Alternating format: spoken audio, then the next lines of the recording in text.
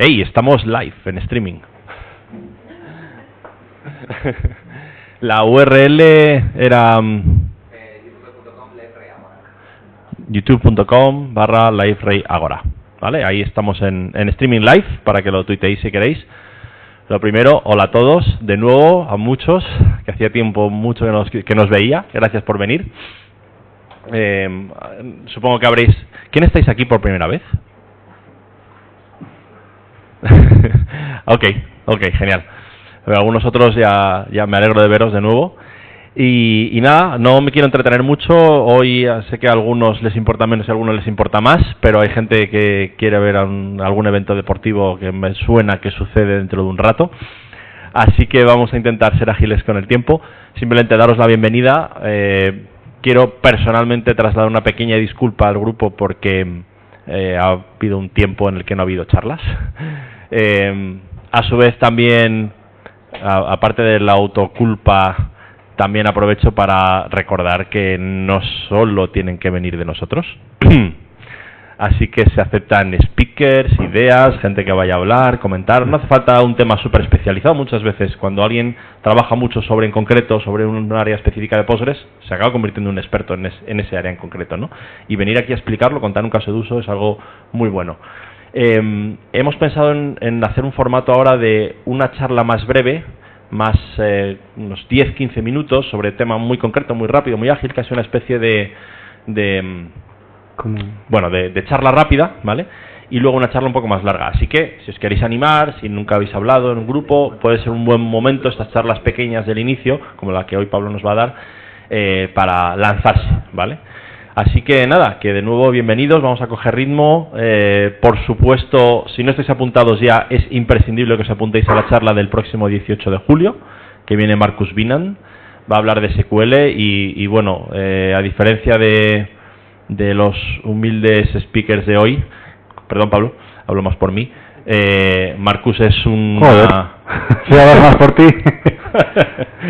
Es una figura mundial, es un espectáculo, además como presentador es de los mejores que yo conozco a nivel mundial, no solo por su conocimiento, sino por su habilidad, el tiempo que dedica, lo que prepara las presentaciones, el contenido tan interesante que tiene, es rompedor. Así que si estáis aquí en Madrid os recomiendo absolutamente apuntaros y venir. Como digo, creo que es el 18 de julio, está en la página del evento. Y nada más, que ya empezamos, que de nuevo muchas gracias y sobre todo agradecer a LiveRay, a Javier, que organiza todo, que nos ha soportado 25 cambios de fechas intentando cuadrar nuestros horarios. Gracias por la paciencia, gracias por el lugar, por el evento, por las bebidas y por lo tanto como patrocinador de este evento. Y también para esta humilde empresa Ongres, que también patrocina este evento y que luego pues al finalizar pues nos invita a tomar unas cañas, vinos, tapas, lo que sea, mientras vemos al menos la segunda parte del partido, ¿vale? Luego nos iremos a un bar que tenemos reservado. Y una porra, la primera también. Eso dependerá de mi velocidad dando la charla. Bueno, sin más dilación os dejo con el excelentísimo don Pablo, que nos va a dar 3 chupitos de Postgres. Gracias. Sí, vamos a hablar, bueno, pues eso, rápidamente tres ideas rápidas para sacarle un poco más de partido a Postgres. Vosotros lo vais a ver ahí, yo me voy a poner aquí sentado porque si no... Entonces, bueno, típicamente a veces nos pasa que llegamos a un entorno nuevo en el que no conocemos qué bases de datos hay. Por ejemplo, si hacemos así, bueno, supongo que se ve bien porque puse la letra a super tope de grande. Podemos ver todas las bases de datos que tenemos. Esto es lo que, bueno, voy a hacer un poco más pequeño. Esto es lo que yo tengo ahora mismo en mi ordenador, pero si quisiera yo saber cómo es una de estas bases de datos, qué tablas tiene, qué tal, bueno, pues lo típico, ya lo sabéis, entrar y conectarse a la de trading, por ejemplo, que estaba por aquí, y hacer un DT, ¿no? Esto lo sabemos todos. ¿Qué pasa o sea, estaría muy bien tener un comando desde línea de comandos, o sea, fuera de aquí, que nos dijera pues qué tablas hay y qué línea, cuántas tuplas tiene cada tabla, un poco para saber cómo es la base de datos. Luego ya entraríamos a cada una, etcétera. Entonces, podríamos empezar a hacer esto mismo que acabamos de hacer ahora, pero desde línea de comandos, ¿no? Entonces empezaríamos a hacer, bueno, para conectarnos a la base de datos, trading, podríamos poner -d trading, pero no hace falta, y le ponemos el comando, de momento, /dt. Esto vemos que nos lo saca, pues eso, para un humano, pero si lo que queremos es procesar luego el resultado, pues le tenemos que poner ciertos flags, que serían estos, en los cuales -q nos quita pues este ruido de 6 rows, list of relations, tal. El A mayúscula yo creo que es de arrejuntar, porque ya no están alineados, sino que están así arrejuntados, y la T es de solo tuplas, nos quita el encabezamiento y tal. Entonces, bueno, lo podemos, esto ya nos da un formato más parseable, de forma que con AWK le decimos, bueno, le podríamos especificar, como ya veremos ahora, qué carácter se usa. No necesita ser el pipe, pero ya que nos lo da con el pipe, pues le decimos a AWK que nos lo parsee, teniendo en cuenta que el separador es el pipe y que lo que tiene que hacer es imprimir el segundo, porque el primero es public, el segundo, que es el nombre de la tabla, y con esto nos sale solo la tabla. Ahora, ¿qué pasa si queremos saber las líneas? Bueno, esto, las tuplas, pues simplemente habría que hacer un bucle, ¿no? Es copiar esto. Uy, sí tengo aquí el ratón, hombre. Es que me pongo aquí con el touchpad a hacer el tonto. Vale. Y pues por ejemplo vamos a de momento a hacer echo y lo vemos. Ay, sí, pensé que tenía puesto el punto y coma aquí.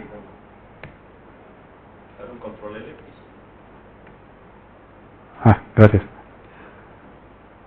Vale, nos hace lo mismo, ¿no? Entonces ahora simplemente tenemos que quitar el echo y hacer el comando que realmente nos dice qué tablas, o sea, cuántas tuplas son.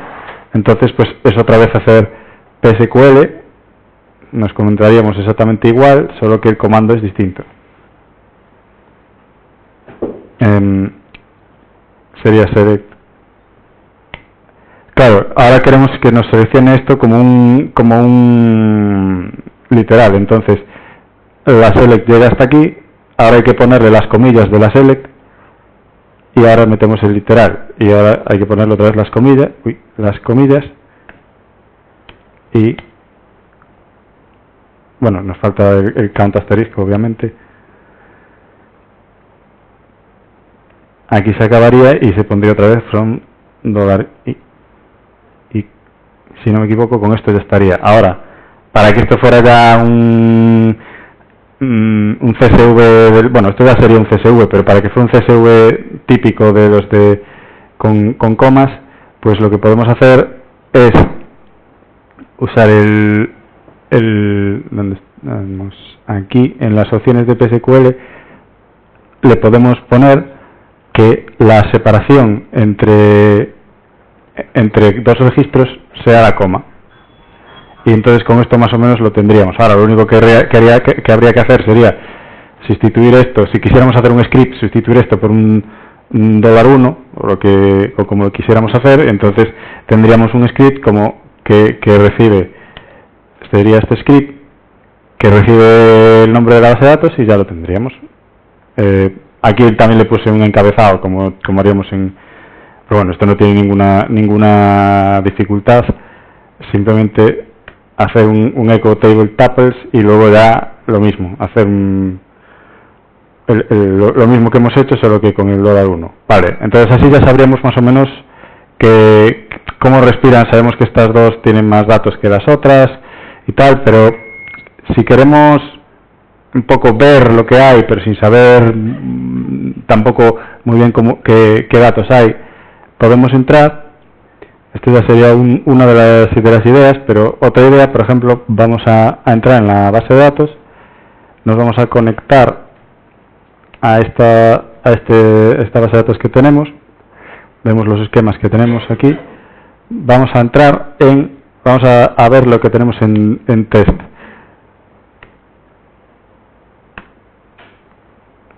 Perdón. Es eso, tenemos test.test. Vale. ¿Qué pasa? Que test.test tiene un montón de datos, como vamos a ver.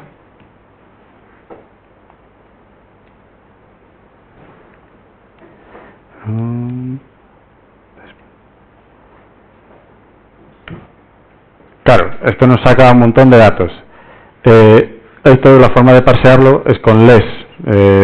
No voy a dar una charla sobre LES, pero podemos iterar hacia la derecha, hacia abajo, a la izquierda. Bueno, entonces si yo quiero saber si en algún sitio está el valor, no sé, 2100, por ejemplo, es ponerle la barra y ya nos lleva al sitio donde está. O podemos, por ejemplo, filtrar todos los que sabe el carácter 120. Filtrar los que sabe el carácter 120, y entonces ya nos coloca donde está el 120. No nos, por ejemplo, 2120 o sea, hay opciones. Lo que es que esto es una tarea de las que deberíamos saber todos, de que Postgres no solo es Postgres, hay que saber muchas cosas colaterales a Postgres, como pues hacer un script en el caso anterior, o saber usar LES. Esto es una tontería, pero ahora mismo puedo decirle que me mueva 100 líneas para abajo, o ¿sabes? Ahora solo me ha filtrado, pues claro, todas las que tienen 120, que todas estas empiezan por 120, entonces habría un montón de datos aquí. Y luego hay una última cosa que quería contar, es que no voy a ir muy rápido porque es que tenemos que hacerlo rápido, que si no luego os vais para el partido. Entonces, vamos a ver aquí en otro esquema tengo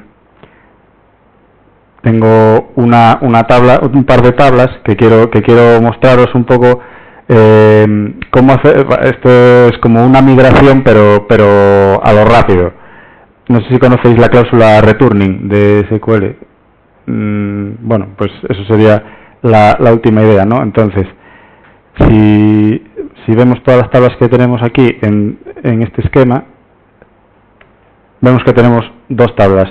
Si hacemos un count, bueno, las dos tablas solo tienen un campo que es un entero, y una tiene 100 líneas y la otra no tiene ninguna.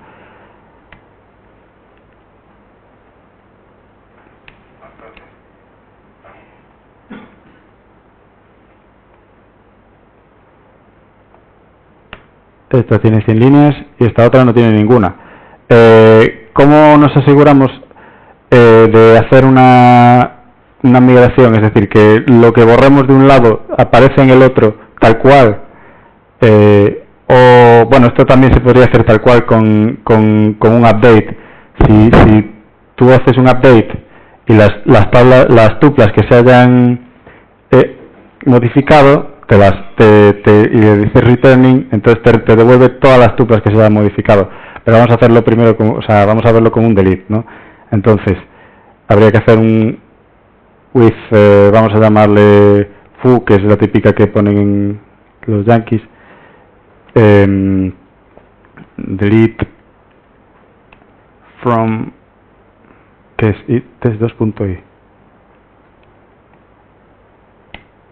y le decimos returning asterisco. Entonces esto ya nos va a devolver lo que queremos. Y entonces le podemos decir insert into test2, o sea, le decimos que inserte en la otra los datos que vengan de foo. Si no he hecho ninguna cafrada, perdón, esto es as, si no me equivoco, y tengo que ponerle entre.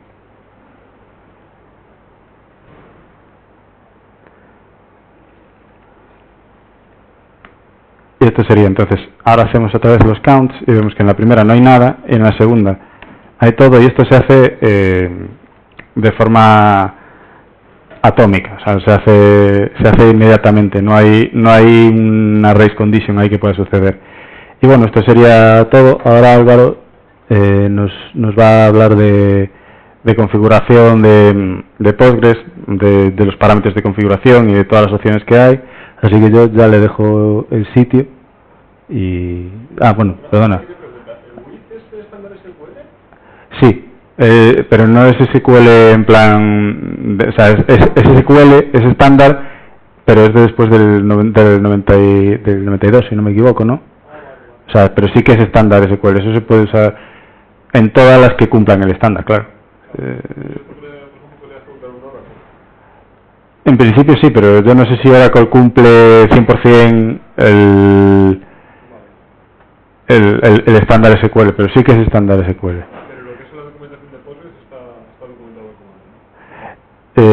Sí, el comando with. Pues with, o sea, por lo menos, o sea, en Postgres lo hay, y sé que en SQL Server lo hay, y seguramente en todas las demás lo hay. De hecho, bueno, si quieres luego hablamos, porque hay también with recursive, que es la forma de hacer las cosas recursivas. Sí, en Oracle lo hay, sí. Ahora me acabo de dar cuenta. Eso ya no sé. With es estándar SQL y está bajo la parte. Sí. Y está bajo el apartado, el nombre que se llama Common Table Expressions. Pero las que pueden escribir, como lo que ha hecho Pablo, si no me equivoco, es una extensión de Postgres. Una extensión muy natural porque no cambia la sintaxis, es simplemente meter una cláusula que escribe. ¿Vale? Y eso creo que no está definido explícitamente en el estándar, aunque la sintaxis no hay ninguna diferencia de sintaxis. Entonces, por lo tanto, creo que esto, lo que ha hecho Pablo, que es una cosa muy chula, es solo algo exclusivo de Postgres. Pero vamos, with y queries recursivas, o sea, para queries recursivas está perfectamente soportado en el estándar y en Oracle. Creo que se metió después del 92, pero vamos, es decir, que es más allá de select, group by y todas las típicas. Pero sí, si alguien más quiere comentar algo. Bueno, pues Álvaro, te toca.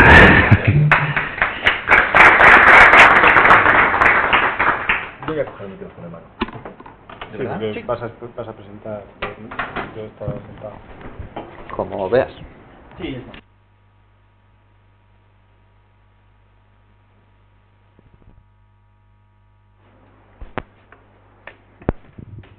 Vamos a lo que ya se lo es mejor, pero da igual, ¿no? No, se oye bien. Lo único es que tienes que andar con la mano ahí todo el rato. Tengo de solapa también. Bueno, no sé. No, se me da igual.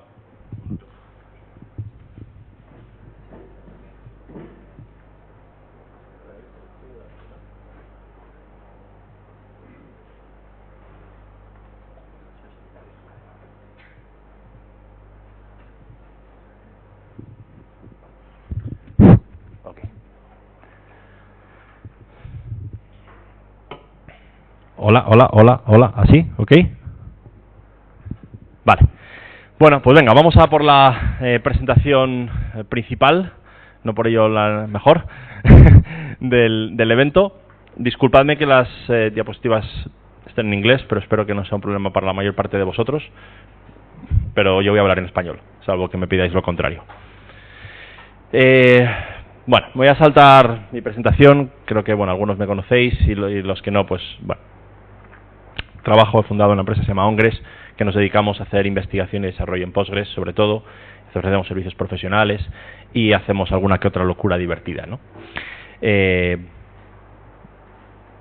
Bueno, vamos directamente a lo que quiero contar hoy porque es bastante interesante lo que tenemos por delante. Postgres es una base de datos que, sabemos que funciona muy bien, es una base de datos muy completa, es una base de datos que ofrece unas características bastante avanzadas, pero nadie ha dicho que sea una base de datos fácil de usar. De hecho, se considera que es la base de datos, o se autoconsidera que es la base de datos más avanzada del mundo. Eso es lo que dice la página web de Postgres cuando entras, ¿vale?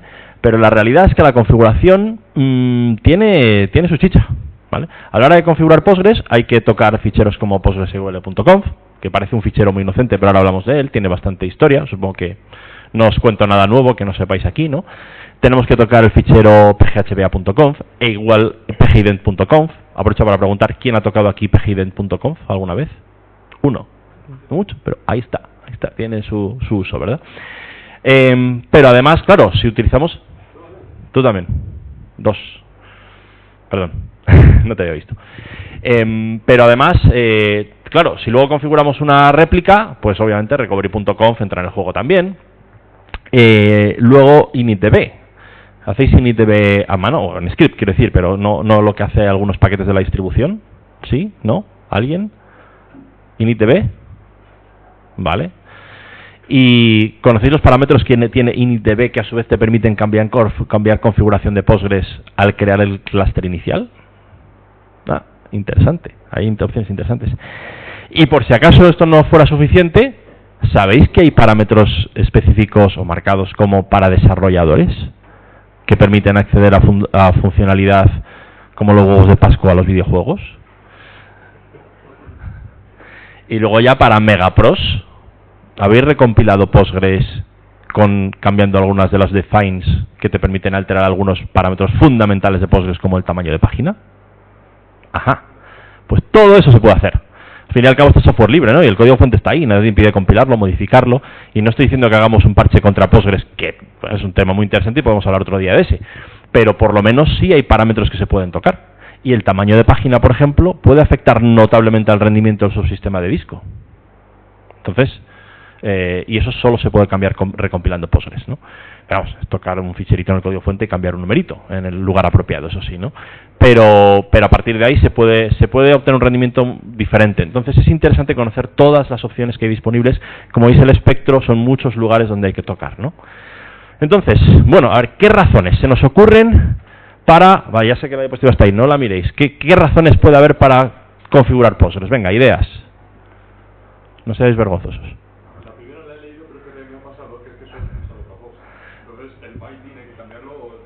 Claro, es por donde empezar, ¿no? O sea, si no tocamos el parámetro de las IPs en las que escucha, pues solo escucha el localhost, pues en la base de datos es un poco limitadilla, ¿no? Vale, perfecto. ¿Más? ¿El qué? El log. Logging, fundamental. Hay en torno a unos 30 parámetros que configuran el logging de Postgres, tal vez 40. Y el log es una de las herramientas fundamentales para encontrar problemas de rendimiento, problemas de seguridad en la base de datos, para parsearlos, para obtener inteligencia, para muchas razones. Cuando queremos manejar una base de datos, el logging es crítico. Entonces hay que tocarlo. Más. Podéis leer, pero... Autenticación, autorización. Si no, de hecho, muchas distribuciones la configuración que viene por defecto es lamentable. Si en vuestro phba.conf tenéis alguna línea que pone trust, por favor, borradla. ¿Vale? Ya, sí, borradla. Y luego pensáis por qué no funciona, ¿vale? Y no lo volvéis a escribir nunca más. Más. Más ideas. Así doy un traguillo a la lata. Consumo de memoria. Es un punto muy interesante. Postgres por defecto tiene una configuración mediante la cual la memoria que utiliza shared buffers es, dependiendo de la versión de Postgres, muy reducida.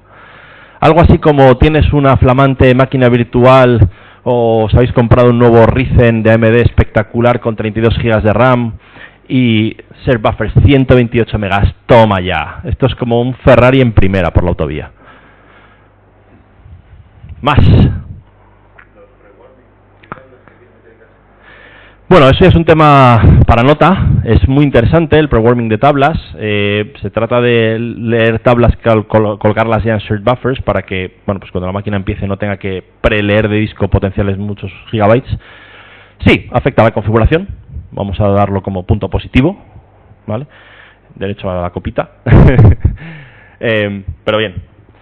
Bueno, aquí tenemos algunas listadas. Por ejemplo, hay muchos parámetros que por defecto no vienen activados a lo que utilices Postgres 10 o posterior. Y si los quieres activar, tienes que tocar la configuración y reiniciar Postgres. Muchos de los parámetros de configuración no requieren reiniciar Postgres, pero muchos sí. Y reiniciar Postgres, a lo mejor en un entorno así pequeñito no pasa nada, pero clientes como lo que nosotros trabajamos, donde un reinicio de segundos le supone decenas de miles de dólares perdidos, pues no mola. Entonces hay que activarlos de antemano. No los puedes activar sobre la marcha y provocar una caída, aunque sea de segundos, ¿no? Por ejemplo, wall archiving. Wall archiving es una característica que a día de hoy es casi imperdonable no utilizarlo. ¿Quién utiliza wall archiving here? Perdón, aquí. Se me ha ido, se me ha pirado. Poco. Deberíais utilizarlo. Y para activarlo, ¿qué hay que hacer? Tocar con fecha de configuración y reiniciar Postgres, ¿vale? Entonces, todas estas cosas conviene hacerlas, ¿no? Por ejemplo, porque nuestros desarrolladores nos vienen pegando gritos, ¡oye! ¡Que me he quedado sin conexiones! ¡Que la base de datos me rechaza! ¿Qué es esto de Postgres? ¿Ha pasado alguna vez? ¿Por qué? Porque el defecto es 100 conexiones, ¿no? ¿Y qué hay que hacer? Subirlas, ¿no? Ahora hablaremos de ello. Por cierto, esto queda grabado, pero que se vea el resto del vídeo, ¿vale? Ya veréis por qué. En fin, hay muchas razones, ¿no? Cargar extensiones, pgproworm, estabas comentando. He hablado de initdb.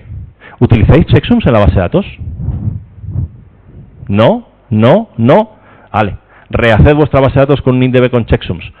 ¿No os importan los datos? Pues comprobad su integridad, ¿vale? Desde 9.5.9.6, no estoy seguro ahora mismo, están habilitada la opción de iniciar el clúster con initdb con checksums. Pues hay que hacerlo. Así que estas son las razones principales. ¿Se nos olvida algo? ¿Se os ocurre alguna razón más para tunear Postgres? ¿Esto os convence? Ya os he convencido de que hay que tunear Postgres, hay que aprender mucho para configurarlo.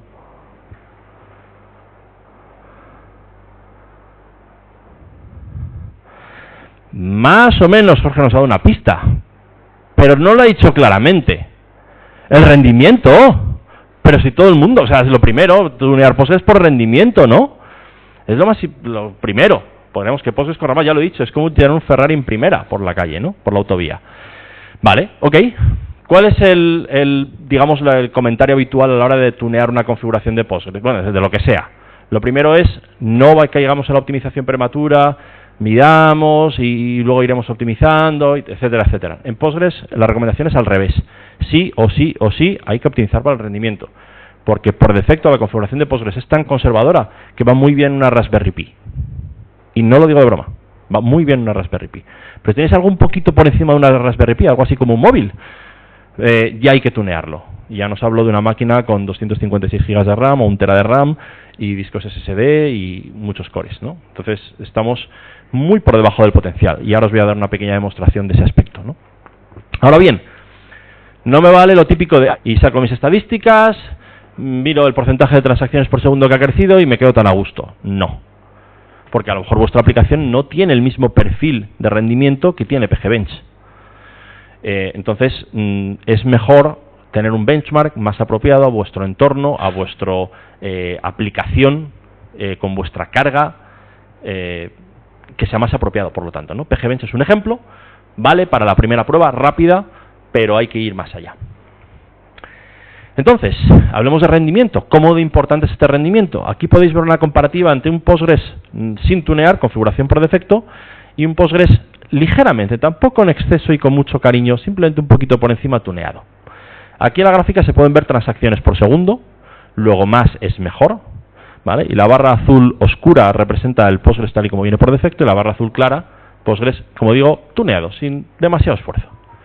Se puede ver que estamos entre aproximadamente un 30 a un 50% de mejora en el rendimiento por el hecho de una mínima configuración. Esto puede representar una carga muy diferente.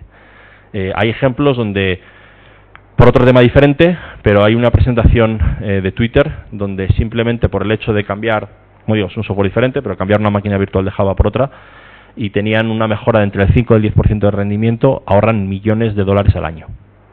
Pues un 30, un 40, un 50% es un tema muy serio. Así que está claro, ¿no? ¿Os he convencido? Bueno, la latencia es tan importante para mirar como las transacciones por segundo que estábamos hablando aquí. A mí esta gráfica no me convence solamente. Porque podemos tener un número de transacciones por segundo muy alto, pero a costa también de, a lo mejor, aumentar la latencia. Afortunadamente no es el caso. Si miramos la latencia de un Postgres tuneado frente a un Postgres no tuneado, vemos que también es inferior de manera consistente con respecto al número de transacciones. Entonces, ok, fantástico. Sí parece que hay una mejora significativa. Aumentamos las transacciones por segundo, en esencia todos los escenarios posibles con respecto al número concurrente de conexiones, así como reducimos la latencia de manera consistente, en algunos casos hasta de manera notable, ¿no? Por lo tanto, parece muy razonable el esforzarse en tunear Postgres. Así que vamos a hablar de ello. Así que cogemos PostgreSQL.com, vamos a empezar por ahí. El principal parámetro, el principal vector de configuración, ¿no? Es un ficherito de nada, apenas tiene 700 líneas y 223 kilobytes de peso, un fichero de texto. Vale, a optimizarlo, ¿no? Hay más de 200 parámetros para tunear. Se hace un poco cuesta arriba el tema, ¿no? ¿Cuáles tunear? ¿Cuáles no? ¿Qué valores poner? ¿Cuáles son los buenos? ¿Cómo medirlos? ¿Cuántas combinaciones, permutaciones de elementos tomados de NNN hay en el fichero de configuración? Bueno, yo ya me perdí ya no me acuerdo ya, pero muchos illones, acaba en illones el resultado, ¿vale? Es todo lo que puedo deciros. Así que, ¿qué hacer? ¿Cuántos de los que habéis tuneado PostgreSQL.conf anteriormente, cuántos parámetros habéis tuneado? ¿Más de 2? ¿Más de 4? ¿Más de 8? ¿Más de 16? ¿Se nota que estoy haciendo una búsqueda binaria? ¿Más de 32? ¿Más de 64? Bueno. Pues por ahí van los tiros, ¿vale? Por si no fuera poco, los parámetros a su vez, pues lo son de tipo entero, de tipo booleano, de tipo de coma flotante, de tipo texto, de tipo enumerado. A su vez algunos tienen unidades que pueden ser de tiempo, que pueden ser de bytes, que pueden ser de unidades algo así abstractas como puntos, o pueden ser unidades abstractas como número de páginas de 8 kilobytes, salvo que lo hayas compilado con un define diferente. ¿Vale? Hay que saber un poquito tunear. Así que, simplemente como referencia, esta es la evolución del número de parámetros de configuración tuneables, porque no todos son, llamémosle así, tuneables, por versión de Postgres. Se puede ver una ligera tendencia que pinta hacia arriba, lo que quiere decir que cada vez la tarea es más ardua, o más bonita, según se mire, ¿vale? Y ya nos acercamos en la versión 11 en torno de los 250 parámetros, un cuarto de millar. Así que, ideas para tunear Postgres. Bueno, lo primero es, todo lo que voy a decir a partir de ahora es potencialmente falso, no lo hagáis, vuestro entorno puede ser diferente, coged ideas, pero no creáis nada de lo que digo. Comprobadlo, benchmarkearlo, probarlo, y a lo mejor algo de lo que viene a continuación puede valeros de ayuda. Así que, bueno, como digo ahí, y probablemente estoy hasta equivocado en lo que digo.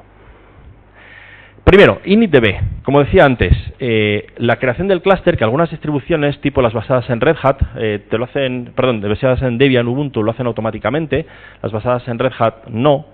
Es un paso más importante de lo que parece, porque aunque solo hay que seleccionar un par de opciones, algo así como el encoding fundamental UTF-8, nadie quiere utilizar ASCII encoding a día de hoy, ¿verdad? Y especialmente aquí en España, pero algunos otros países todavía lo utilizan. Y también utilizar, muy importante, cualquier base de datos nueva que hagáis, por favor, habilitad los checksums, salvo que sepáis por qué no habilitarlos, que es básicamente si utilizáis ZFS.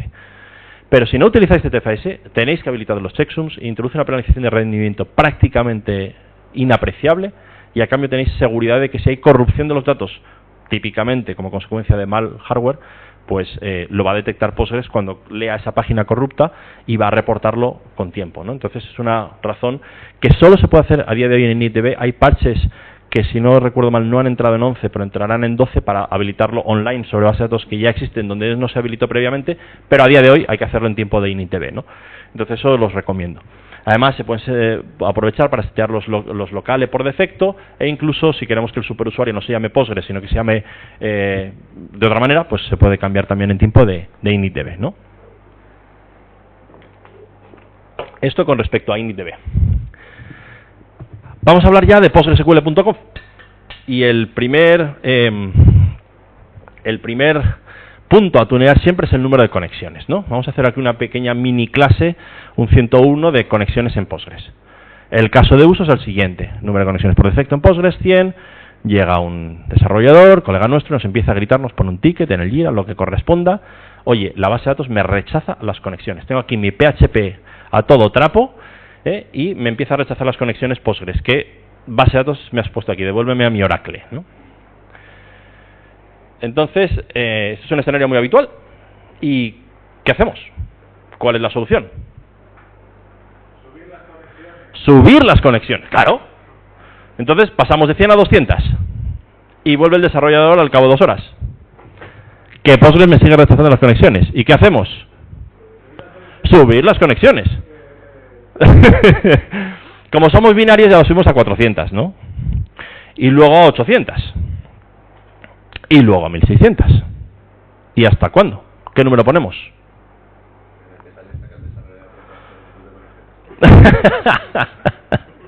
Me la voy a guardar para dentro de unos minutos.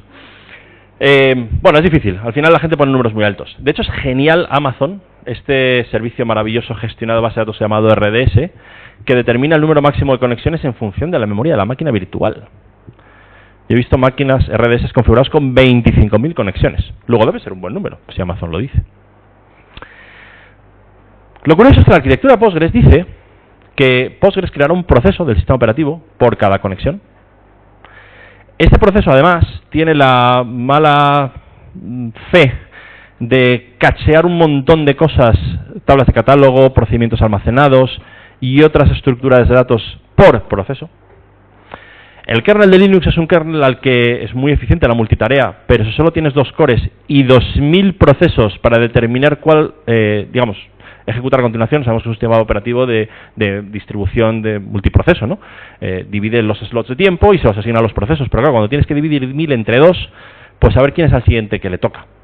Y además sucede que esos procesos, pues por el hecho de estar cada uno intentando leer una parte de la base de datos, trayéndola del disco a memoria y las cachés llamadas shared buffers y trayéndolos de vuelta al disco, pues empiezan a generar un ciclo donde básicamente unos se pisan otros. Entonces, ¿qué sucede en esencia en Postgres cuando subimos el número de conexiones muy por encima de la capacidad real de la máquina, es el número de cores? Pues esta es una gráfica que representa, en primer lugar, como barras, las transacciones por segundo. Y vemos que no pasa nada, parece que la cosa va bastante bien, ¿no? Porque aunque esto es un benchmark realizado sobre una máquina que creo que tiene 2 o 4 cores, no recuerdo exactamente, y 8 GB de RAM, o sea, nada, chichinabo.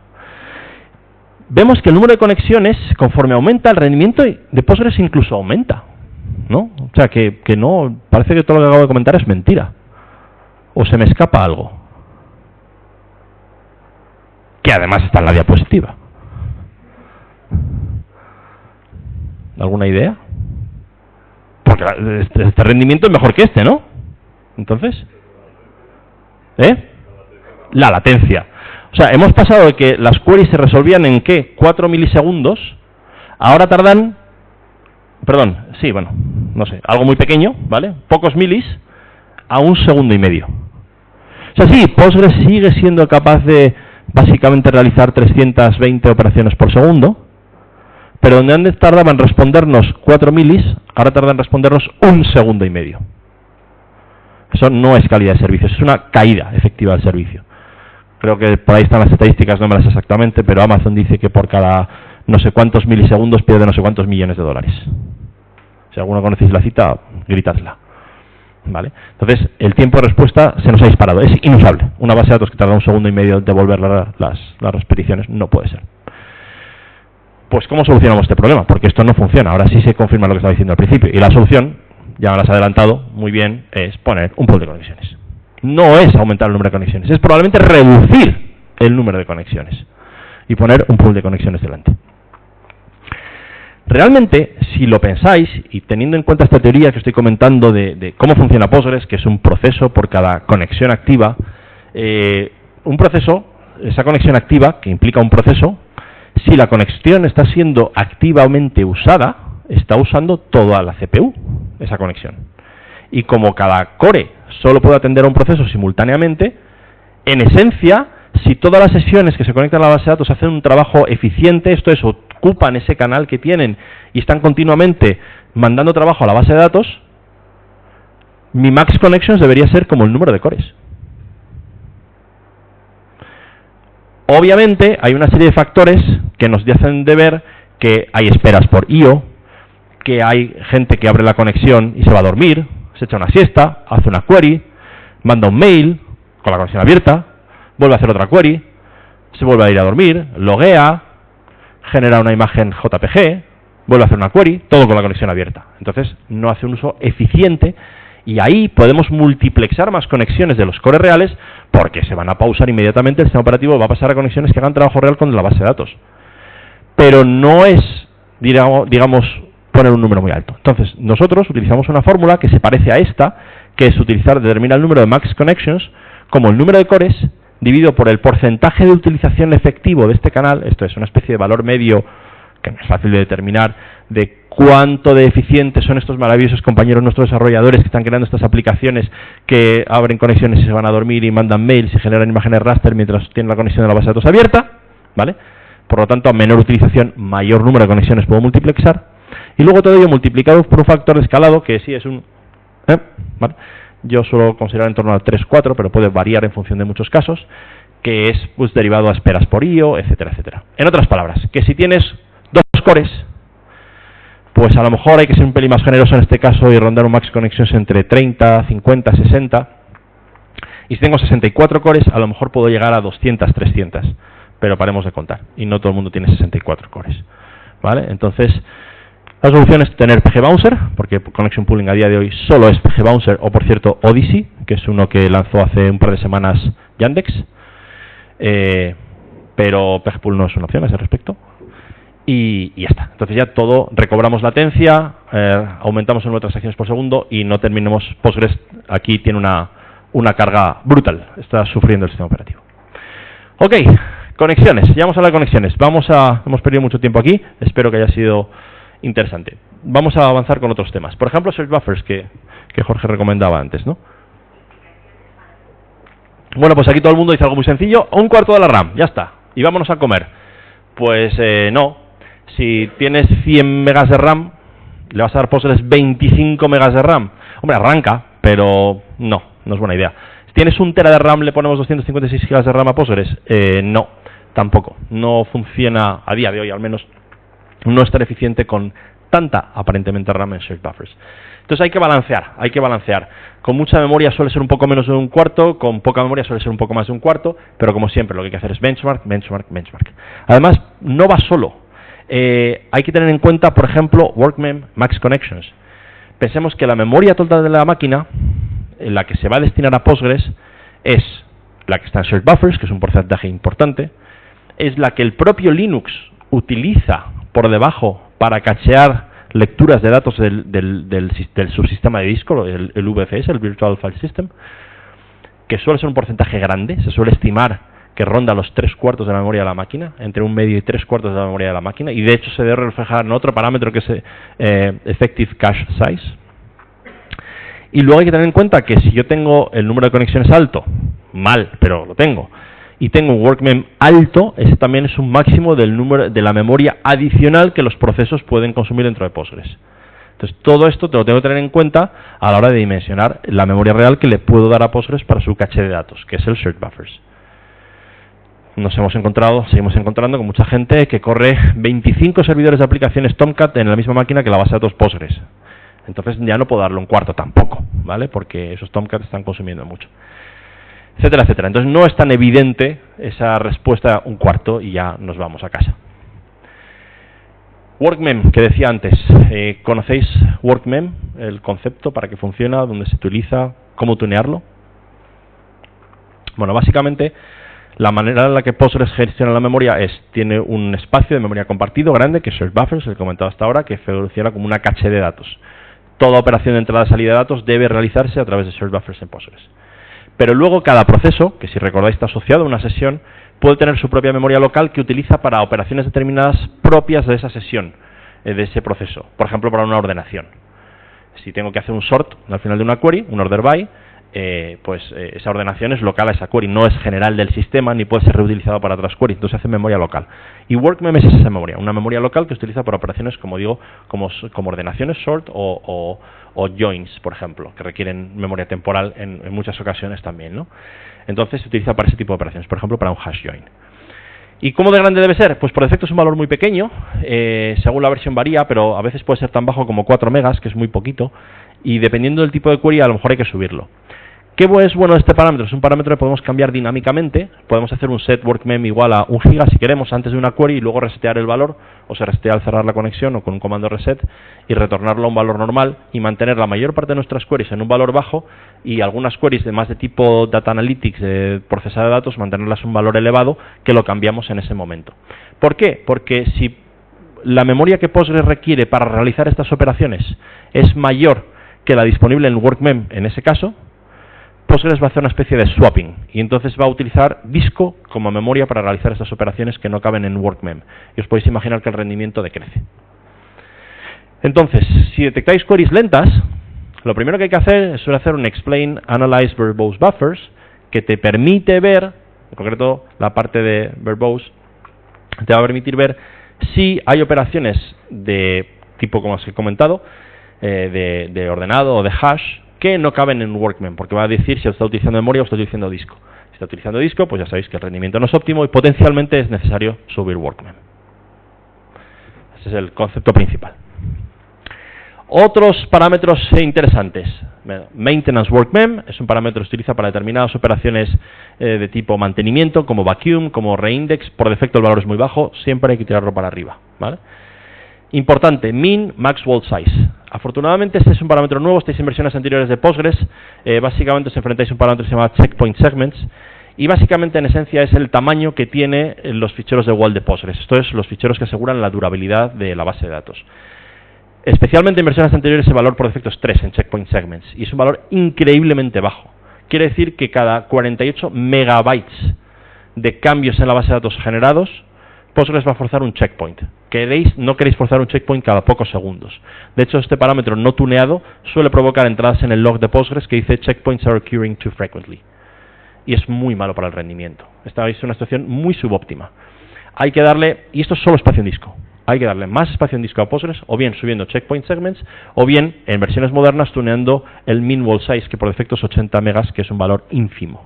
¿Vale? Afortunadamente está el max wall size, que por defecto es 1 giga, pero si hay disco hay que subir este parámetro, ¿vale?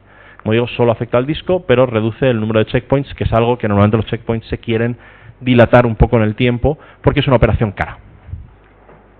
A veces interesa también el parámetro stats_temp_directory, que es un directorio que Postgres utiliza para algunos parámetros temporales que no afectan a la durabilidad y por lo tanto se pueden pasar a un RAM disk. Esto solo afecta si tenéis una base de datos con mucha actividad, con mucha frecuencia, que provoca a su vez muchas actualizaciones de las tablas de estadísticas internas que tiene Postgres entre sus catálogos de metainformación. Otros parámetros que son importantes tunear son los que yo decía antes, que son muy incómodos porque provocan un reinicio de la base de datos, su cambio, para que sea efectivo, y esto en esencia es un downtime. Y los downtimes pues, pueden ser muy inconvenientes en muchos entornos. Y por lo tanto son parámetros que conviene tunear de antemano. Estaban listen addresses, que ya hemos hablado de él, ¿verdad? Está SSL, si queréis utilizar SSL hay que reiniciar la base de datos. Huge Pages, por cierto, es un parámetro bastante importante. Huge Pages es un soporte a nivel del sistema operativo para tener páginas de memoria, es como, digamos, el sistema operativo estructura las páginas de memoria que tengan un tamaño determinado que no es el por defecto, que son 4 kilobytes. En particular en una máquina con mucha memoria y en particular si va a tener un shared buffers grande, el tener Huge Pages puede ser muy relevante. Pero hay dos tipos de Huge Pages, las de verdad y las de mentirijilla. Las de mentirijilla, también llamadas transparentes o THP, Transparent Huge Pages, suelen tener una caída de rendimiento espectacular. Y en Linux suelen venir activadas por defecto. Y el parámetro Huge Pages por defecto en Postgres está en try, que quiere decir si tienes Huge Pages funciona. Y ahí cuentan las de mentirijilla, las Transparent Huge Pages. Si quieres las de verdad, hay que activarlas y configurarlas en sysctl. Y ahí sí puede haber una mejora de rendimiento notable, aunque por supuesto hay que hacer benchmarks para comprobarlo. En otras palabras, en la configuración por defecto probablemente interesa poner el parámetro a off, salvo que específicamente se comprueben las Huge Pages se generen bien con sysctl y entonces interese ponerlo a on, especialmente en máquinas con alta memoria. Shared Preload Libraries, me imagino este parámetro lo habréis tocado con mucha frecuencia, sobre todo si necesitáis cargar extensiones tipo pgstat statements, por Dios, ¿quién quiere vivir sin eso? Y muchas otras extensiones, ¿no? ¿Qué extensiones utilizáis de Postgres? Por curiosidad.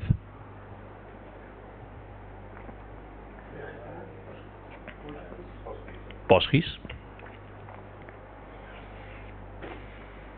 ¿Ya? ¿pgstat statements? ¿No?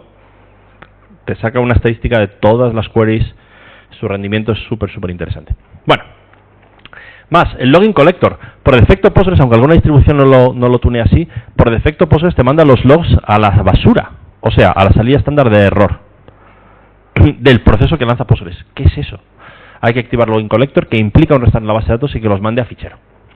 El wall level, por defecto, en las versiones antiguas de Postgres viene a minimal, que quiere decir que no soporta ni replicación. O sea, si quieres replicar tienes que reiniciar Postgres. Hombre, eso no está bonito. Menos mal que han cambiado la nueva versión. Pero a día de hoy, ponedlo ya en logical, porque supongo que algún día queréis utilizar replicación lógica. Sí queréis utilizarla ya, ponedlo en logical. No hay mucha diferencia de generación de wall, ¿vale? El archive mode, lo que estaba diciendo al principio de la charla, si utilizáis wall archiving, que sí deberíais querer utilizar wall archiving, hay que tunear estos dos parámetros.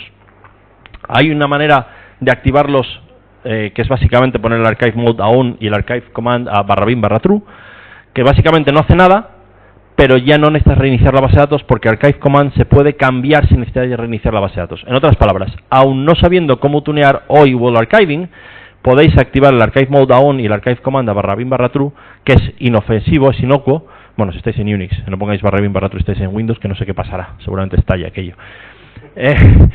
Pero ya no tenéis que reiniciar la base de datos para cambiar la configuración del wall archiving, ¿no?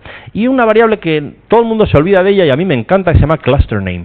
Si tenéis más de un cluster Postgres en la misma máquina, y esto es una configuración frecuente, nosotros tenemos un cliente muy pequeñito que tiene más de 1000 servidores con Postgres, se llama Groupon, y tienen del orden de 20-30 Postgres por máquina.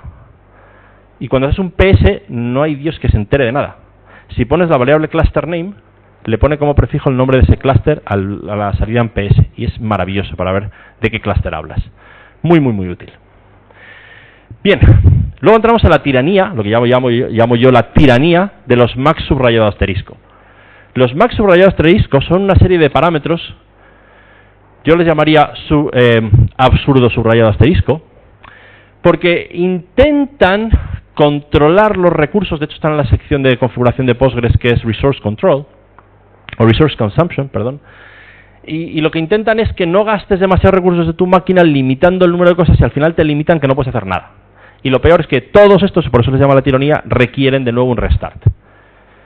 Y por Dios, en una máquina a día de hoy distinguir entre 3 o 10 procesos es que no cambia nada. Lo que cambia es tener centenares o miles, o pocos centenares o muchos centenares, pero no de 3 a 10. Entonces yo os recomiendo esforzaros en tunear todos estos parámetros para evitar reinicios de la base de datos, ¿no?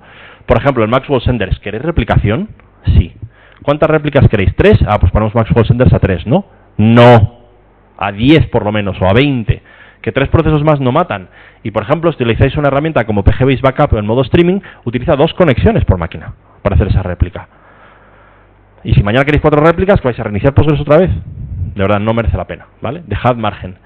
Lo mismo con los replication slots. ¿Utilizáis replication slots en la replicación? ¿No? Pues deberíais haceroslo mirar. Porque es una cosa maravillosa, pero que tiene un riesgo importante. Luego, si queréis, comento más, pero no, si no me alargo mucho. Otros ejemplos, procesos paralelos. Tenéis Postgres 9.5 posterior, tenéis query paralela. ¿Estáis utilizando la query paralela?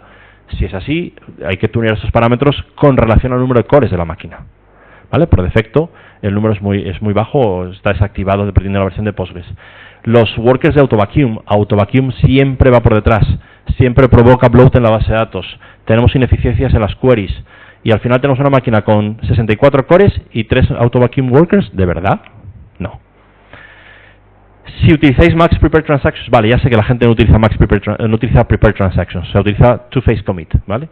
¿Utilizáis Two-Phase Commit? Vale, ya sé que no. Pero si algún día queréis utilizarlo, 0 es un parámetro muy bajo. Básicamente quiere decir no podéis utilizar Two-Phase Commit. Y os provoca un reinicio de la base de datos. AutoVacuum, Vacuum. Bueno, entramos ya en la chicha de verdad. ¿Quién tunea Vacuum o AutoVacuum here? O sea, aquí. Vale, ¿he visto alguna mano? Bueno, pues si no tuneáis Vacuum o AutoVacuum, vuestra base de datos está generando basura todo el día. La configuración por defecto es tan conservadora que la basura se acumula. ¿Y qué sucede cuando la basura se acumula? Que huele mal. Y en el caso de Postgres, que funciona más lento.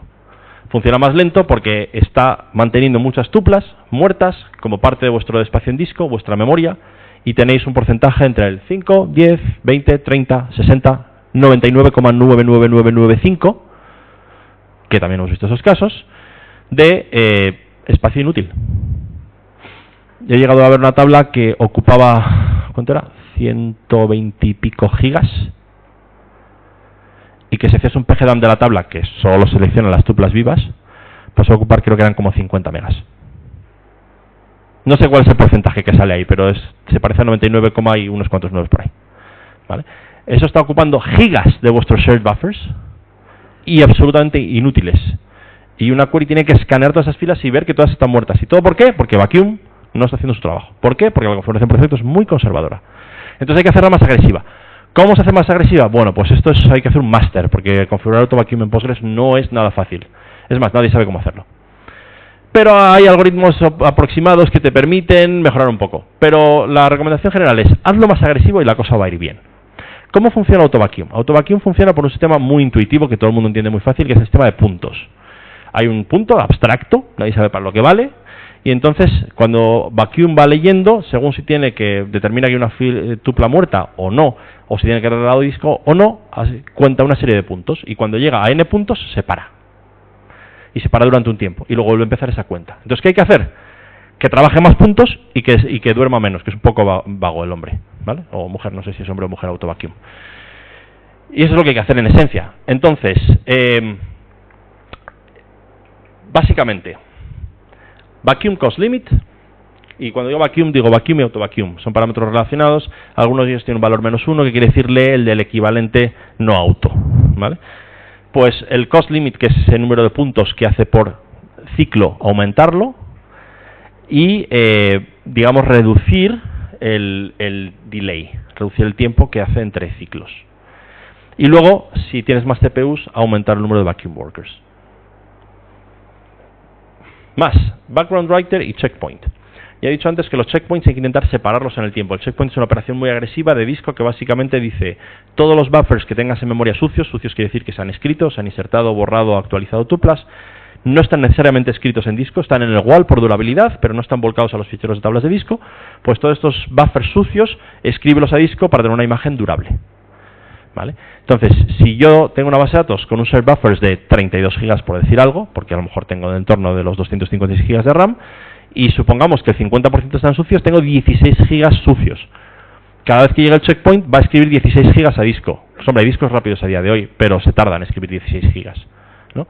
Entonces esto crea una importante tormenta de IO que obviamente reduce nuestras capacidades de entrada-salida del subsistema de disco cuando llega el checkpoint. Dentro de los checkpoints interesa separarlos en el tiempo. Si tenemos checkpoints cada 2 segundos, no es nada bonito. Aunque haya menos información en esencia sucia, generan mucho impacto. Hay un proceso paralelo, que es el background writer, que va progresivamente realizando la actividad de un checkpoint entre checkpoints, ¿vale? Para reducir la carga de un checkpoint. Pero como en la misma configuración de Postgres, siguiendo este maravilloso espíritu, la configuración por defecto es muy poco agresiva. Es muy conservadora y hay que hacer algo muy parecido a Vacuum. Funciona con un sistema muy similar de puntos, aunque los parámetros son diferentes, y un sistema de parada, de tiempo de espera, y lo que hay que hacer es lo mismo, hacerlo más agresivo, aumentar el trabajo que hace y reducir el tiempo de espera. Ese es el criterio general, ¿vale? Y un valor muy habitual, que es el Checkpoint Completion Target, que es, digamos, el tiempo que estima Postgres, o digamos la agresividad con la que Postgres estima que debe hacer un checkpoint, tal que su duración estimada sea una fracción de la separación entre checkpoints. En otras palabras, 0,9, que el valor por defecto es 0,5, quiere decir que Postgres va a intentar que si el intervalo de separación entre checkpoints, que es checkpoint timeout, son 15 minutos, por ejemplo, pues que se aproxime, intente distribuirlo todo uniformemente en el 90% de esos 15 minutos y no más agresivamente. Como veis, no es fácil tunear Postgres, ¿no? Si alguien piensa lo contrario, por favor que suba y yo me siento y me dedico a beber cerveza. El logging que comentabais antes por aquí detrás es muy importante, ayuda muchísimo a la hora de depurar problemas en Postgres. Hay muchísimos parámetros que tunear, solo 24. ¿Vale? Bueno, y algunos más. Así que merece la pena invertir tiempo en tunearlos. Bueno, ya hemos hablado del login collector. Algunos que hay que siempre activar: log checkpoints, log connections, log disconnections. Simplemente nos loguean cuando se producen estos eventos, y así sabemos cuándo se producen, ¿vale? Ya he hablado del checkpoint timeout. Y en general, bueno, revisad todos los parámetros del login porque, como digo, aportan valor, ¿vale? Lo único que no debéis hacer en login nunca es ni activar el login de todas las queries para ver las queries lentas. Error de libro, ¿vale? No, para eso existe una extensión que se llama pgstat_statements, que lo hace mucho mejor y no genera un tráfico masivo en los logs. Nosotros tuvimos un cliente que tenía este parámetro activado y para analizar los logs de 2 o 3 días descargamos más de 60 gigas de datos desde Amazon. O sea, Amazon estaba encantada, pero el servidor no, ¿vale? O encantado, lo que sea. Y el otro, si queréis utilizar alguna herramienta de parseado de logs como pgbatcher, por ejemplo, hay algunas restricciones a lo que se puede y lo que no se puede loguear. O alguna herramienta de reproducción de cargas como pgreplay, pues no se pueden, por ejemplo, loguear los statements porque generan statements multilínea y pues no es muy fácilmente parseable esas cosas, ¿no? Entonces, bueno, cuidado con lo que logueáis, pero es importante dedicarle algo de tiempo. Más parámetros. Password encryption. ¿Quiénes utilizáis Postgres 10 aquí? Vale. ¿Utilizas Scrum? ¿Autenticación Scrum? ¿No? ¿Conocéis la autenticación Scrum? SCARM. Pues es un mecanismo de autenticación maravilloso. Conocéis MD5, ¿no? Autenticación MD5. Vale. Pues MD5 es que no se me ocurre una palabra mejor. Caca. ¿Vale? Utilizad Scrum. Scrum es el nuevo mecanismo de autenticación que reemplaza MD5, es muchísimo más seguro, tiene muchísimas más características, es capaz de prevenir ataques man in the middle y muchas otras cosas, ¿vale? Y está incluido en Postgres 10. Está incluido en la librería C de Postgres, está incluido en el driver JDBC de Postgres, entre otras cosas por el código por el pequeño self flag hemos contribuido. Y es, como digo, muchísimo más seguro. Es un mecanismo que se basa en identificar mutuamente tanto parte cliente como parte servidora, genera hashes repetidos, bueno, teoría criptográfica bastante avanzada y es muchísimo más seguro. Y hay que activarlo con este parámetro. Y está solo desde Postgres 10, ¿vale?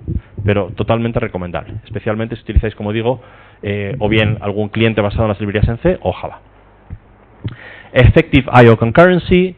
Es un parámetro que, bueno, no es nada fácil de tunear, pero depende del tipo de disco y si tienes SSD o disco rotacional puede adoptar valores muy diferentes. Hay que estudiarlo, no puedo daros una respuesta instantánea ahora, pero es un parámetro que hay que estudiarlo. Si luego utilizas replicación, los parámetros de max, standby, streaming y archiving delay son parámetros importantes porque determinan reglas de consistencia de las réplicas y hay que mirarlos, estudiarlos, lo que quiere decir, podría hablar bastante de esto. Y uno de los parámetros más importantes de todos, que es el Default Statistics Target, que es el número de muestras que recolecta el analizador de estadísticas de Postgres, que a su vez utiliza para la planificación óptima de las consultas, y que suele ser un valor muy bajo, el valor por defecto, que es 100, para tablas con alta actividad de escritura. ¿Vale? Es un parámetro que se recomienda cambiar por tabla, ¿vale? Pues se puede hacer un alter table set Default Statistics Target igual a 1000, por ejemplo, y es un valor recomendado para tablas con alta actividad. Esto afecta a la metainformación sobre las estadísticas que tiene Postgres de la información que hay en las tablas, y un valor de 1000 ayuda mucho a la planificación de consultas, y os puedo comentar que ya he visto muchos casos donde consultas que van muy lentas, se cambia este parámetro, se hace un análisis de la tabla y de repente empiezan a ir rápidas, porque Postgres sabe cómo planificar bien esas queries y dónde utilizar índices y dónde no. Entonces es algo bastante importante. ¿Suficiente? ¿Alguien le ha estallado ya el cerebro? A mí casi. Entonces, bueno, aquí ya entramos en un punto donde nosotros decimos, todo esto está muy bien, pero ¿no hay una herramienta que te ayude? ¿No hay una herramienta que ya te diga todos estos valores, todo esto está calculado? ¿No hay una Excel por ahí que ya te diga los valores? No. Bueno, es mentira, lo hay, pero no os recomiendo utilizarlo. Como habéis visto, o espero que hayáis podido ver, muchas de las respuestas a estos parámetros son muy contextuales. No se puede decir el valor correcto es 4.23.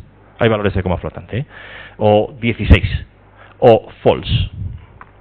Porque depende mucho del uso de la base de datos, de los cores, de la memoria, del disco, pero también de si las queries son más de tipo LTP o más de tipo LAP. Si el número de usuarios concurrentes es tal o es cual. Si es una réplica o es un servidor primario. De muchísimos factores que afectan al rendimiento del tipo de disco, de si SSD es rotacional, si hay RAID, si hay checksums, no hay checksums, del sistema de ficheros es ZFS o no es ZFS. Hay muchos parámetros que de verdad afectan a esto y no se puede dar una respuesta sencilla a esto. No hay un recomendador universal. Es más, insisto, hay algunos recomendadores. Y yo recomiendo no usar los recomendadores, literalmente. Las respuestas que dan es peor que un pequeño análisis sobre algunas opiniones como las que yo os he podido trasladar aquí hoy. Entonces, ¿hay alguna herramienta para ayudar? Bueno, por ejemplo, hay esta herramienta, que es una herramienta web, que rellena 5 desplegables y te da la configuración de Postgres. Bueno, pues si esta charla os ha valido de algo, por favor que os valga para entender que seleccionando información en 5 desplegables no te da una configuración buena de PostgreSQL.conf. El esfuerzo es encomiable, yo recomiendo no usarlo. Hay alguna otra donde rellenas 10 parámetros, 10 desplegables, y te da una configuración de PostgreSQL.conf. La opinión, la misma. Así que, en mi particular opinión, creemos en nuestra organización que hace falta hacer mejores herramientas. Y nos hemos propuesto hacerlo. Entonces, aquí tenéis una web donde todavía no hay una herramienta, pero se está construyendo, esta es la URL, aunque no lo parezca, postgresqlco.nf, donde va a haber una herramienta para ayudar a configurar Postgres. Y no es una herramienta donde os va a dar los valores exactos de los parámetros exactos que ponen en vuestro PostgreSQL.conf. No, ese no es el objetivo. El objetivo es poder subir vuestro PostgreSQL.conf, analizarlo, ver si es correcto, ver si hay anomalías, ver a qué versión corresponde, gestionar las configuraciones, descargarla en diferentes formatos, enlazarla con un API, enlazarlo con nuestro Ansible, Chef, Puppet o lo que sea, poder calcular un diff de una configuración y poder obtener recomendaciones más del tipo de las que he comentado en esta charla sobre orientaciones más que recomendaciones de cómo configurar que otra cosa, ¿no? Y esta herramienta, a día de hoy, si entráis online, podréis ver que existe una página donde hay una documentación recopilada de todos los parámetros y recomendaciones por cada uno de los parámetros, además de toda la documentación en versiones atrasadas, o sea, en versiones anteriores de Postgres, no necesariamente la actual, donde pronto además estará disponible con toda la documentación en español. A día de hoy está solo en inglés, pero pronto va a estar también en español y en algunos otros idiomas. Y donde más adelante también, como digo, va a haber una herramienta completa de gestión que, entre otras cosas, va a tener todas estas características, pues un API REST, recomendaciones, como digo, gestión de la configuración, cuentas y todo a un servicio absolutamente gratuito que se contribuye a la comunidad. De tal manera que, si os interesa, yo os recomiendo entrar en esta página y si queréis estar al tanto de las novedades, hay un formulario para apuntaros a una lista de correo donde iremos anunciando novedades. En concreto, a final de esta semana vamos a anunciar públicamente el lanzamiento de la parte documental de la web, así que si queréis estar al tanto, os recomiendo que antes de finales de semana os apuntéis a esta lista de correo que está dentro de la página para estar al tanto de, como digo, de estas novedades, ¿no? Y poco más, por mi parte yo ya he acabado, permitidme mis 30 segundos, en este caso, digamos, para anunciar como patrocinadores también, copatrocinadores de este evento, que estamos contratando en nuestra empresa, que si estáis interesados en desarrollar una carrera profesional en Postgres, aunque no seáis mega expertos de Postgres, ayudaremos a ello. Es algo, creo, muy atractivo, con una grandísima carrera profesional, grandísimas salidas y un entorno y unos proyectos interesantísimos. Si alguien está interesado, por favor, pues contactad con nosotros, que estaremos interesados. Tenemos bastantes personas de nuestro equipo por aquí hoy. Y poco más. ¿Preguntas? Sí.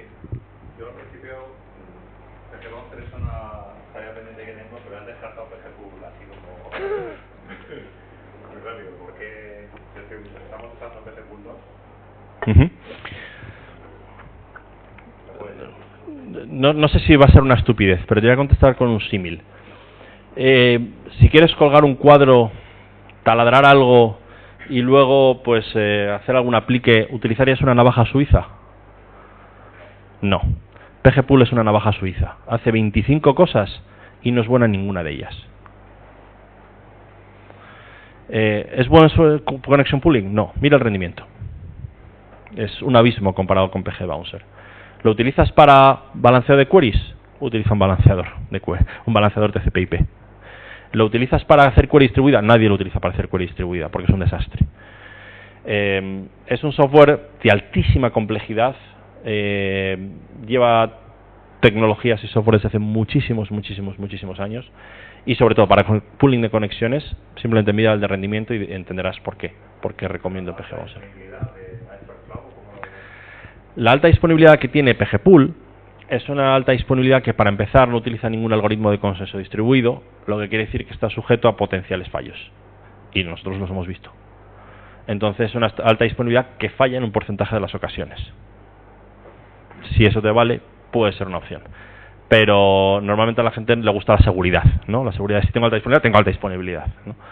Y entonces, como digo, no hace tampoco eso bien. Entonces, una herramienta para mí tiene mucho valor, tecnológicamente, pues es una herramienta muy compleja, lleva mucho tiempo de desarrollo, pero no es buena. Y nuestra experiencia en muchos años es nunca hemos encontrado nadie satisfecho con PGPool, y hemos encontrado problemas en producción muy graves con PGPool en muchísimos casos. Nada. A la hora de levantar un clúster ya que estamos hablando de optimización, un clúster, por ejemplo, en Amazon, digamos, ¿recomendarías algún sistema operativo por encima de otros? ¿O directamente dirías no utilices jamás esto? Bueno, entiendo que si hablas de Amazon y de levantar un sistema operativo, entiendo que no te refieres a un Postgres gestionado como RDS, sino en EC2. Vale, en EC2 yo, desde luego, no se me pasaría por la cabeza jamás utilizar Windows. Utilizaría Linux. Ah, vale. Vale, si es en el mundo Unix, entonces la pregunta es Linux o BSD, ¿no? Podría ser la... Bueno, distribución en concreto, vale. Dentro del mundo Linux, distribución en concreto diría cualquiera. Todas funcionan bien. Yo soy más fan o más partidario de Debian y primos, o sea, Ubuntu. En concreto Ubuntu porque tiene un calendario estable de releases y te permite tener una planificación estable. Lo recomiendo más que Debian. A mí me gusta, pero es más gusto personal. Tenemos muchos clientes trabajando con Red Hat y derivados. El inconveniente principal que le veo a Red Hat es que es muy conservador. Está con kernels muy viejos. Entonces se pierden características importantes ahí, ¿no? Y también las versiones de Postgres hay que traerlas del repositorio oficial de Postgres, no del que viene en la distribución, porque es muy antiguo. Entonces, esa es la parte que no me gusta tanto de las distribuciones RPM con respecto a Postgres. Con respecto a los BSDs, bueno, tienen la ventaja que tienen un ZFS más nativo, y si ZFS es un componente importante es una buena elección. Lo que pasa es que a día de hoy es más complicado encontrar gente y expertise en esos sistemas operativos a la hora de gestionarlos, a pesar de que para mí tienen una reputación muy alta. A mí me gustan mucho también los BSDs. Con respecto a Amazon RDS y también Aurora, la configuración que traen por defecto, ¿qué tal está? ¿Deja mucha velocidad también? Es una pregunta muy interesante. Genera mucha confusión al respecto. La mayor parte de la gente se piensa, utilizo RDS, está todo tuneado. La realidad es casi lo contrario. Está prácticamente nada tuneado. ¿Sigue teniendo los parámetros por defecto más o menos de Postgres? Tiene algunos, como digo, por ejemplo, Shared Buffers, tiene un valor más razonable porque básicamente le han puesto una fórmula. Pero a su vez tiene otros que son negativos. Por ejemplo, la fórmula de Max Connections, ya lo he comentado, es lamentable y causa problemas muy graves. Nosotros tuvimos una llamada con un cliente que básicamente tenía la base de datos muerta en la máquina en su momento más grande en Amazon. Una máquina con 64 cores, 256 gigas de RAM y no sé cuántos teras del SSD local más rápido que hay, que hace 400.000 IOPS por segundo, y la base de datos por los suelos. Y es porque tenían 8.000 conexiones activas. Y eso es porque el Max Connections estaba puesto ese valor, ¿no? Entonces, hay muy pocos parámetros tuneados con respecto a una configuración original de Postgres por versión, y algunos no son buenos. Entonces, RDS tiene una ventaja incuestionable, o dos, la gestión de los backups, de la alta disponibilidad y los snapshots es automática y es muy buena. El resto, el trabajo del DBA sigue siendo el mismo. Ni te hace vacuum, ni el background writer está tuneado, ni el logging está tuneado, y de hecho es más incómodo, ni tienes herramientas para medir el bloat, ni te avisa de si debes generar un índice. La gente se piensa que ya no necesito DBAs, al contrario.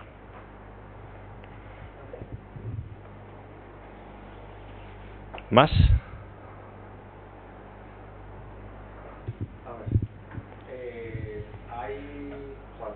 Tú mencionas un parámetro que te permitiría guardar las estadísticas en la configuración. Default Statistics Target. Se supone que sería, a mí me suena, porque yo no soy experto ni Oracle ni nada, que tú le puedes dejar, tú puedes sacar una foto de cómo está el sistema operativo en ese momento, digamos, los valores de el syscontrol, etcétera, y le dejas un tiempo corriendo a esa base de datos, te genera unas estadísticas internas y tú a partir de eso puedes sacar un análisis y ver qué es lo que te falta. No sé si eso, así tan genérico como estoy hablando de ir tabla por tabla o tal. No, solamente en general desde el punto de vista de la máquina o desde el punto de vista del motor de base de datos. Con ese parámetro sería suficiente para digamos, ayudarte a poner los parámetros mejores. Sí. Sí. Entonces, escucháis todos bien la pregunta, ¿no? Porque no las estoy repitiendo, pero entiendo que todos las... o no. ¿Por ahí detrás se escucha bien la pregunta? Vale. Son dos cosas diferentes, más o menos. Lo que te refieres de esa herramienta típicamente puede ser SAR o una herramienta equivalente que te capturan memoria, procesos, buffers, I/O durante un intervalo de tiempo mientras tú estás corriendo una actividad en la base de datos. Es una herramienta muy buena y muy útil, nosotros también lo utilizamos mucho para la hora de tunear. Pero es más una perspectiva global del conjunto de lo que es una base de datos y sus procesos, y sus memoria, y su disco, y sus interrupciones, el kernel y una serie de parámetros, que de la base de datos en general. Default Statistics Target es más bien, Postgres básicamente lo que dice es, yo tengo esta tabla con 1 millón de filas y quiero saber el número de valores diferentes que existen en la columna ciudad, ¿no? Por ejemplo, si la mayor parte de los usuarios son de España, pues el número de ciudades no será unos cientos, pero no 1 millón, ¿no? Entonces, lo que hace es que crea utiliza algoritmos de binning que básicamente crean cajas un determinado tamaño y te clasifican los parámetros, ¿no? Si estás hablando de edad, pues te va a decir, por ejemplo, cuántos están comprendidos entre el 1 y el 12, entre el 12 y 20, entre 20 y 25, lo que sea, ¿no? Generan una serie de binnings y te dice cuántos valores hay en cada... En otras palabras, tienes histogramas de frecuencia de diferentes valores, los valores más frecuentes, y de hecho, si te metes en las tablas de estadísticas de Postgres, en PG Statistics, puedes ver por cada tabla, por cada columna, cuáles son estos valores y cuáles son esas frecuencias relativas. Y eso es información que Postgres utiliza en su planificador de consultas para determinar si debe hacer una operación de un modo determinado o de otro. Entonces, esto es como metainformación de la base de datos, es información sobre los datos, mientras que la herramienta que mencionas es una herramienta para tuneo genérico. Para intentar responder de manera más general a la pregunta, más el SAR como herramienta genérica es más útil que Default Statistics Target, que es simplemente una herramienta para que Postgres ese binning lo haga más preciso y en lugar de tener 100 divisiones tenga 1000 o lo que sea, y entonces tenga más precisión sobre esos valores de frecuencias de los datos que ayuda a optimizar las queries. O sea, una cosa es tunear la configuración y luego independientemente es tunear y mejorar la configuración de las queries en sí, de la ejecución de las queries en Postgres.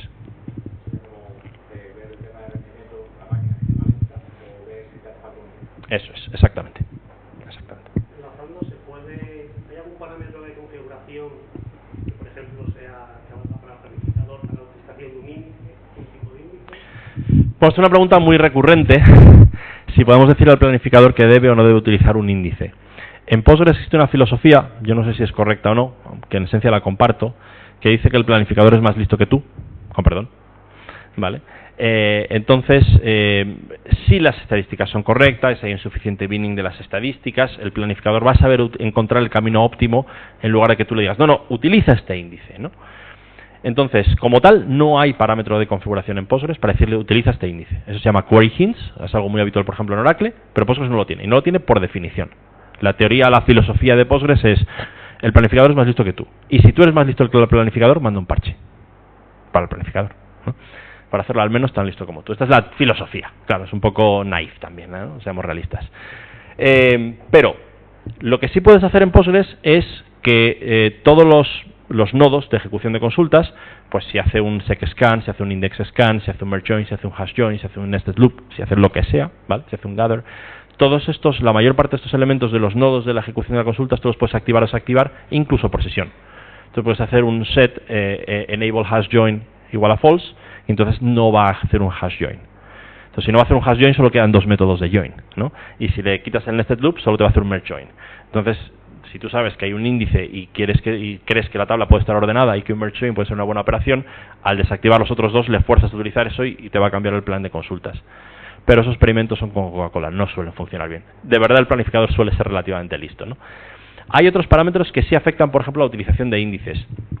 En concreto, la relación que hay entre el coste que Postgres asigna a las licencias secuenciales y a los accesos aleatorios, ¿vale?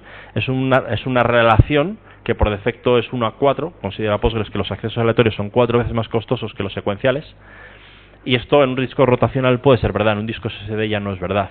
De ese ratio hay que aproximarlo a 1,1, 1,2, y si no, lo que provocas es que no se utilicen índices cuando podrían usarse, porque el índice es básicamente acceso aleatorio. Entonces, si Postgres cree que el acceso aleatorio es lento, cuando realmente no lo es, prefiere un escaneo secuencial y deja de usar ese índice que debería usar. Así que, directamente no, indirectamente sí.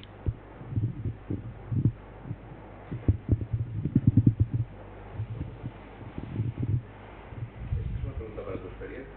Estamos hablando todo el rato de benchmark, pero sobre todo del resultado, ¿no? Pero también dependiendo de cómo generas ese benchmark, lo estás enfocando. O sea, puedes tener un planteamiento de un modelo o dando un uso, y a lo mejor hay un benchmark que te viene mejor que otro. No. Sí. Un tuning te viene mejor que otro por las que tú haces. Sí. Claro, eso tiene un esfuerzo increíble en que ese benchmark es humano.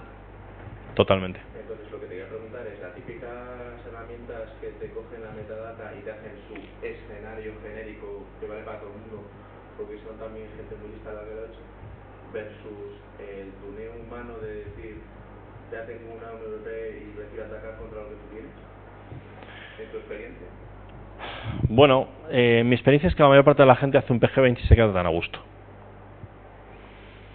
Bueno, si tienes una carga tipo LTP, se puede aproximar. Si ves que las cosas mejoran con la configuración, bueno, te puedes quedar tranquilo, pero la realidad es que no hay nada como una carga parecida a la tuya real, ¿no? Lo ideal es tener un framework de load testing propio, desarrollado por el mismo equipo que desarrolla las aplicaciones que utilizan la base de datos, y donde la simulan, la moquean, ¿no?, en terminología precisa, y por lo tanto tienes un modelo de carga muy parecido al que tienes en producción, y con ese haces tus benchmarks. Alternativamente hay una herramienta que se llama PG Replay, que te permite capturar lo que de verdad sucede en producción y reproducirlo, además a una velocidad no necesariamente 1x, en un entorno de pruebas, y puedes atacar con una carga real, ¿no? Puedes hacer un PG Replay y guardar una semana entera, y luego atacar a tu base de datos en producción y medir ahí. Y ahí sí ya tuneas, benchmark, retuneas, benchmark, iteras tantas veces como quieras o puedas, más bien puedas, y al final sacas conclusiones, ¿no? El inconveniente de PG Replay es que te obliga a configurar el logging de una manera incómoda. Básicamente te obliga a configurar el logging como CSV, con lo cual si un humano tiene que intervenir porque hay una incidencia, CSV es incómodo de leer. Te obliga a loguear todo, absolutamente todo, con lo cual genera mucha presión sobre el logging. O sea, tiene también inconvenientes, ¿no? Lo ideal es tener un entorno de pruebas generado, o bien a través de PG Replay, o bien con un framework propio construido a través de tal, y medir con eso. PG-bench puede valerte para los 5 primeros minutos, ¿no? Pero a partir de ahí yo recomiendo invertir tiempo en ese esfuerzo. Porque además es útil para muchas circunstancias que no son tan obvias, ¿no? Nosotros, por ejemplo, nos encontramos con muchos casos de actualizar la versión de Postgres. Y al actualizar la versión de Postgres, las versiones mejoran. Y el planificador de queries mejora. Y la mayor parte de las queries van más rápidas. Pero a mucha gente no le vale de nada que el 95% de sus queries vayan un 30% más rápido en la nueva versión, pero un 5% vayan 3 veces más lentas, porque tiene una pequeña regresión, porque el planificador de queries hace una cosa diferente, ¿no? Y eso, si no tienes un framework de load testing apropiado, no lo puedes medir, actualizas la versión y de repente resulta que esa es la query más importante para tus usuarios y te dejan de comprar. O sea, parece una cosa tonta, o optimizo Postgres y ya, pero tener ese framework te permite no solo optimizar bien la configuración, sino dar muchos pasos de manera segura.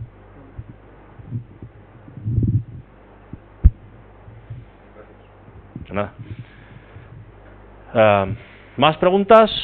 O si queréis, cerramos por aquí. ¿Una pregunta más? Tengo una pequeña pregunta, claro, no tiene mucho que ver con esta presentación. Bueno. La cosa que lo he dicho tantas veces, discos SS de producción. Sí. ¿Hay los turbos en el motivo? A ver, hay discos SSD de gama Consumer y discos SSD de gama Enterprise. Los Consumer son un desastre, ¿vale? Aunque la cosa va mejorando. Los discos Enterprise general son bastante buenos.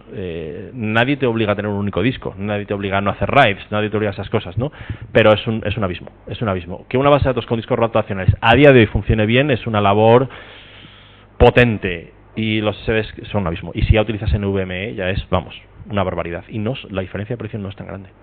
Cuando se muere,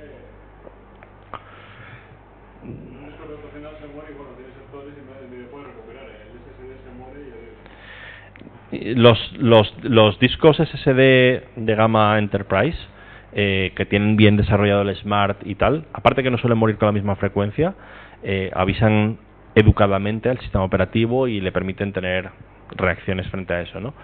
Si utilizas disco propio on-premise o lo que sea, yo recomiendo utilizar ZFS. Y ZFS sobre SSDs con algún backup de, o sea, algún disco extra o algún chip, porque ya no son discos, son chips, ¿vale? Así, de enanos, pues te va a permitir recuperar frente a esos errores, ¿no?